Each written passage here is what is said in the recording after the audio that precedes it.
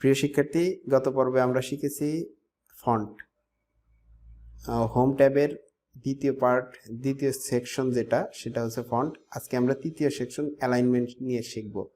অ্যালাইনমেন্টে যে কমান্ডগুলো দেওয়া আছে সেই কমান্ডগুলো কাজ করবে কিভাবে সেটা দেখানোর জন্য আমরা কয়েকটা ওয়ার্ড লিখে রেখেছি, একটা টেক্সট লিখে রেখেছি। এই টেক্সটটাকে অ্যালাইনমেন্ট করব আমরা বিভিন্ন কমান্ড দিয়ে। আমাদের যে ডিফল্ট অ্যালাইনমেন্টটা আছে এই অ্যালাইনমেন্টের প্রত্যেকটা কমান্ড দিয়ে আমরা অ্যালাইনমেন্ট করে দেখিয়ে দেব। প্রথম যে কমান্ডটা আছে সেটা হচ্ছে টপ অ্যালাইন।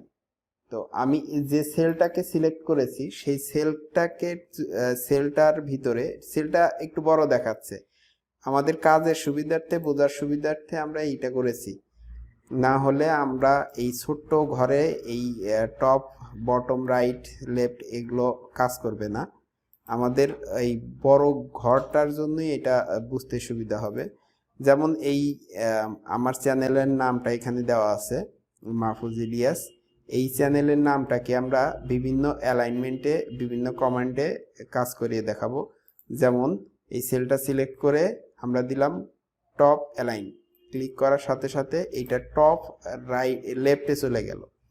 টপ লেফট দুইটাই কাজ করে আছে। আবার যদি আমরা লেফট থাকা অবস্থায় যদি আমরা মিডল করি তাহলে মিডলে চলে আসবে, বাট লেফটেই থাকবে। আবার যদি আমরা বটম করি তাহলে বটমই চলে আসবে। এইভাবে আমরা সেন্টার করতে পারবো বিভিন্নভাবে। আমরা সেন্টার দুইটাকেই আমরা মিডল সেন্টার করে রাখলে মিডল সেন্টারে আসবে, আবার রাইটে করলে রাইটে চলে যাবে। এটাকে আমরা বটম রাইট করলাম, সেন্টার রাইট করলাম, মিডল সেন্টার করলাম। এইভাবে আমরা অ্যালাইনমেন্ট করতে পারবো। আশা করি বুঝতে পেরেছো। এরপরের সেকশনটা যেটা আছে, পরের কমান্ডটা যেটা আছে সেটা হচ্ছে ওরিয়েন্টেশন। ওরিয়েন্টেশন হলো এই টেক্সটটাকে আমরা কিভাবে ওরিয়েন্টেড করব বিভিন্ন অ্যাঙ্গেলে। যেমন এই অ্যাঙ্গেলটা খেয়াল করে দেখেন, এই অ্যাঙ্গেলটা দেওয়ার সাথে সাথে টেক্সটটা অ্যাঙ্গেল হয়ে গেল। আবার পরেরটা যদি আমরা দেই, আমরা বটমের দিকে অ্যাঙ্গেল হয়ে গেছে। ভার্টিক্যাল টেক্সট করলে আমাদের টেক্সটটা ভার্টিক্যালি হয়ে যাবে, যেহেতু টেক্সটটা অনেক বড় যার জন্য আমরা দেখতে পাচ্ছি না। আবার এ থেকে বি, মানে যে প্রথমে আমাদের ওয়ার্ডটা প্রথম থেকে নিচের দিকে চলে যাবে, আবার উল্টা করলে এইরকম জাস্ট উল্টে যাবে। আবার রাইট রোটেট টেক্সট ডাউন, এরকম রোটেট হবে। আমরা এই প্রত্যেকটা ফাংশনই আশা করি বুঝতে পেরেছই। এই লেখাটাকে এখন যদি পুনরায় আগের মতো করতে চাই তাহলে আমাদের ফরম্যাট সেল অ্যালাইনমেন্টে ক্লিক করার সাথে সাথে এই যে ওরিয়েন্টেশন যে অংশটা আছে এইখানে গিয়ে আমরা 0 লিখবো। 0 লিখে 0 ডিগ্রি অ্যাঙ্গেল করে ওকে দিয়ে দিলে আবার আগের মতো হয়ে যাবে। এরপরে আসেন আমরা শিখবো হচ্ছে র্যাপ। র্যাপ করার অর্থ হচ্ছে এই টেক্সটটাকে যদি আমরা এই সেলটা মনে করেন একটু ছোট আছে,